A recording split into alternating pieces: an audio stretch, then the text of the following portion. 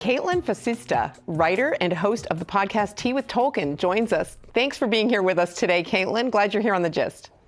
Hi, thanks so much for having me on. So your podcast is Tea with Tolkien, and that's your handle on Twitter and other places on your blog. Can you tell us how it got started and what made you decide to start with Tea with Tolkien? Yeah, of course. So it was about in 2017, so I guess about 2.5 years ago.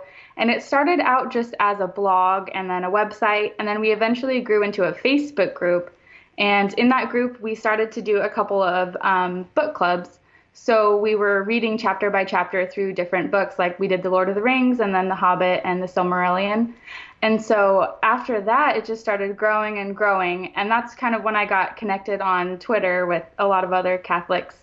And my main purpose with Tea with Tolkien was to find a community of people who really appreciated both the works and the Catholic faith of Tolkien, because there are a lot of communities online and in person that really focus on his works, but they don't really acknowledge the influence that his Catholic faith had on him.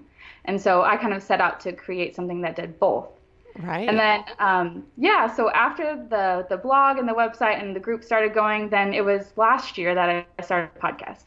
Great. So you've been doing it for about a year now. Now, some people might not realize that Tolkien was even a Catholic. It might be news to them. So what have you found about his faith life in connection to his writings? Or in what ways is Lord of the Rings a Catholic story? Okay, so this was it's very influential in my own conversion to Catholicism. He was a super devout Catholic, and a lot of people don't know that. But if you read his letters, they're actually a lot of them have been compiled and published in a book called The Letters of J.R.R. Tolkien, and you can grab that. And it just really shows through with what he writes about his works, and as well as the way he communicates with his family. And so he said all kinds of things. Like in one of his letters, he specifically says The Lord of the Rings is a fundamentally Catholic work. And so I think that's something that a lot of people don't know. So I'm really excited to share that with everyone else. Obviously, you have such a passion for it. Now, tell us about your involvement on the Catholic internet, that community online. What's that been like for you? There are a lot of different social media platforms that there are a lot of Catholics on, just because there are so many Catholics in the world. So, of course, you're going to find them online. I have found Catholic Twitter to be kind of my home on the internet. There are surprisingly a lot of Catholics on Twitter, and over the past year and a half, I've gotten to know a lot of them, and it's been a huge blessing for me. I think probably one of the best parts is how everyone prays for each other.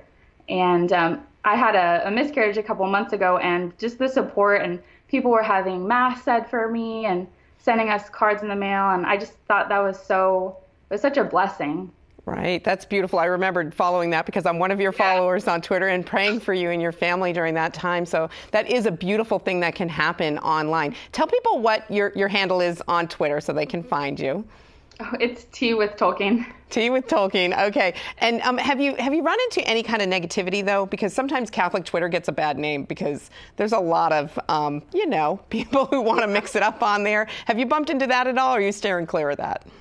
Oh, yeah. It's definitely there. So what I would recommend is if someone's trying to get into Catholic Twitter, but they don't really, if maybe they're a little bit nervous, I would recommend just following all of the nuns and priests that you can, because they're really the best people on this website. And I think the more you interact, you kind of figure out who's more of a friendly, kind person. And there are, of course, a lot of crazy people on the internet, but I think that's great advice, because the priests and the nuns on there are really inspirational. It's really wonderful to be able to follow them.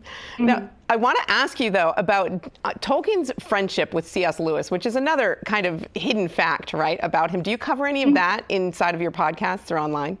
I haven't done a ton of it, but I'm hoping to. I don't know as much about C.S. Lewis as I do about Tolkien, and so that's something I've been working on, reading more of his work and incorporating him into the whole blog and podcast in general. Right. I love that. And I love that. I don't know a lot about it myself, but what I read about it was fascinating, that they would meet in a pub and just have these conversations. Can you even imagine?